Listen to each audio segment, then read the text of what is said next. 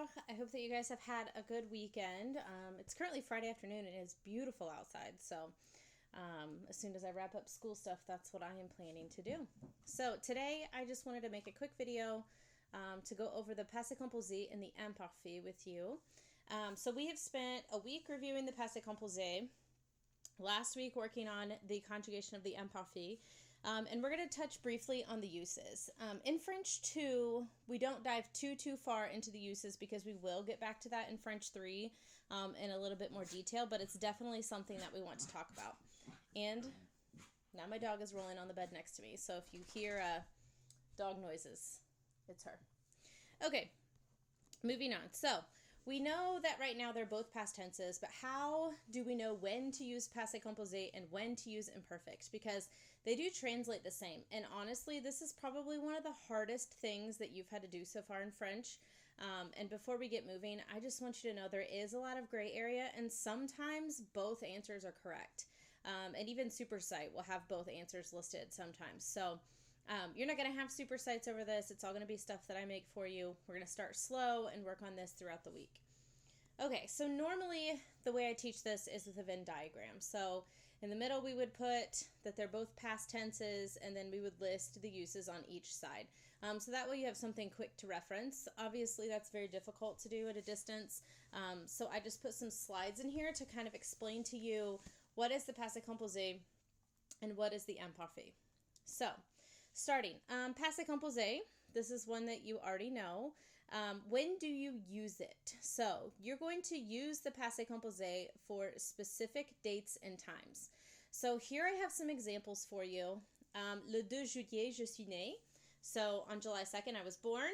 And à 14h14, je suis née, at 2:14. So I was born actually on July 2nd at 2:14 in the evening or afternoon. So je suis née. So those are dots on my timeline. So if I think about my life as a timeline, something that is going to be passé composé is going to be a dot on my timeline. So the day I was born, the day I got married, the day I had Grayson, the day I had Liam, the day I got a job at Zionsville. Those are all dots on my timeline. So if you can think about your life as a timeline, it might be when you were born, when your siblings were born, when you moved to Zionsville, when you started kindergarten. All of those are snapshots in time. Those are dots on your timeline.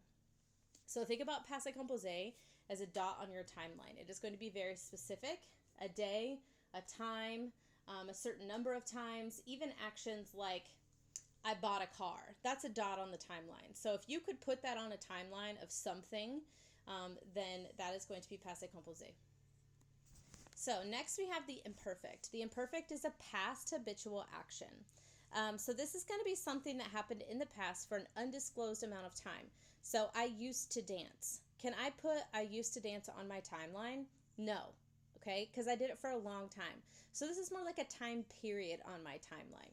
So it's gonna stretch multiple years, multiple days, multiple instances. That is when you're using the imperfect. So they're not specific dots on a timeline, but rather periods of time. So a lot of times, like I said, it's easiest to think of this as a timeline. Passé composé is a dot on your timeline. Imperfect is going to be a time period on your timeline.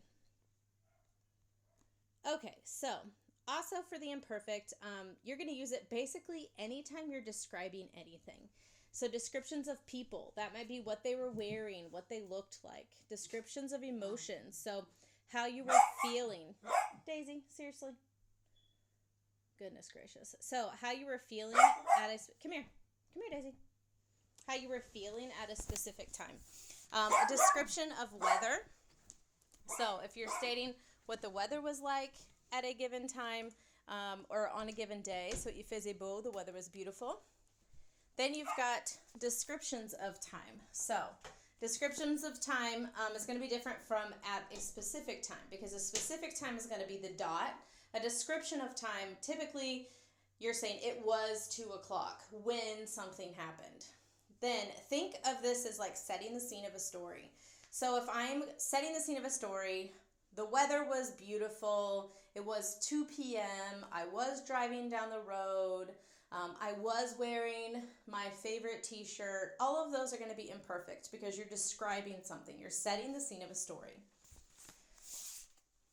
And then also you have the was or were ing, which is the past progressive. So I was watching TV when something else happened. So today, for all you're going to have to know how to do today is to simply do this in English. So here are some examples.